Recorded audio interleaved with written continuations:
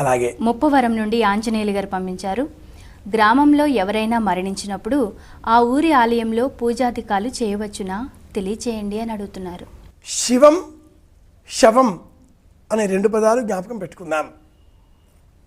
ప్రాణంలో దేహంలో ప్రాణం ఉన్నప్పుడు అప్పుడు అది శివం అవుతుంది. దేహంలో ప్రాణం పోతే అప్పుడు అది శవం అవుతుంది. ఊరిలో ఆలయం ఉంది. ఆలయంలో నిత్యము ధూపదీప నైవేద్యాలు పెట్టాలి, అర్చన చెయ్యాలి. అది శివం. ఆ ఊరిలో ఎవరో మరణించారు. ఆ మరణించిన పార్థివ దేహంలో నుంచి శివం వెళ్ళిపోయింది, చెత్త మిగిలింది. ఇప్పుడు ఈ చెత్తను విసర్జించేంత వరకు ఆలయంలో పూజాధికాదులు నిర్వహించకూడదు. ఇది ధర్మం చెబుతుంది. ఊరిలో ఎవరైనా మరణిస్తే ఆలయంలో పూజ చేయవచ్చునా? చెయ్యకూడదు. ఆ పార్థివ దేహం ఊరిని దాటి శ్మశాన వాటికకు చేరేంత వరకు ఆలయంలో అర్చనలు కూడవు. అలాగే ఆ వీధిలోని వాళ్ళంతా కూడా, ఆ ఊరిలోని వాళ్ళంతా కూడా ఆ శివం తొలగిపోయిన ఆ పార్థివ దేహం శ్మశాన వాటికకు చేరేంత వరకు భోజనాధికాదులు కూడా చేయకూడదు. ఇది కూడా ధర్మం చెబుతుంది.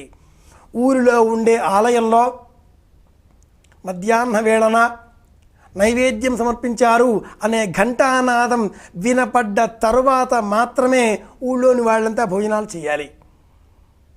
గ్రామంలో ఆలయ నిమిత్తం ఇదే. ఆలయం ఊరి మొత్తానికి ఆత్మ వంటిది. ఆలయాన్ని రక్షించుకుంటే గ్రామం రక్షింపబడుతుంది.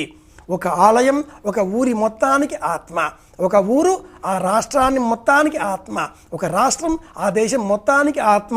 ఇలా ఏకాత్మ భావనతో మనం ఆలోచన చేస్తే సమగ్ర భారతం ఊళ్ళో ఉంది, ఆలయంలో ఉంది. ఆసమంతా తలయం ఆలయం, ఇది అర్థం.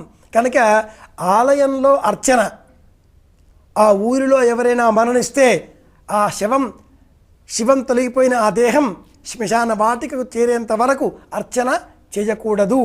ఊళ్ళో వాళ్ళెవరు కూడా భోజనం చేయకూడదు. ఇవన్నీ కూడా ఊరికి సంబంధించినంత మట్టుకు. నగరాలు పట్టణాలు పెరిగిపోయినప్పుడు, లక్షల కోట్ల మంది ఉన్నప్పుడు ఈ నియమావళి ఏ విధంగా చూసుకోవాలి అంటే, మన వీధి, మన వరుస, ఆలయం ఉన్న వరుస, ఆలయం ఉన్న వరుసలో ఎవరైనా మరణించారా ఆ ఆలయంలో అర్చనలు కూడవు తొలగించేంత వరకు. ఆ వరుసలో ఉండే వాళ్ళెవరు భోజనాధికారులు చేయకూడదు. ఆ వరస, వీధి, ఇలా గుర్తుపెట్టుకుందాం. శాస్త్రాన్ని పాటిద్దాం. ప్రశ్నకు సమాధానం మట్టుకు అర్చన కూడదు. ధర్మ సందేహాలు కార్యక్రమంలో మరో చిన్న విరామం.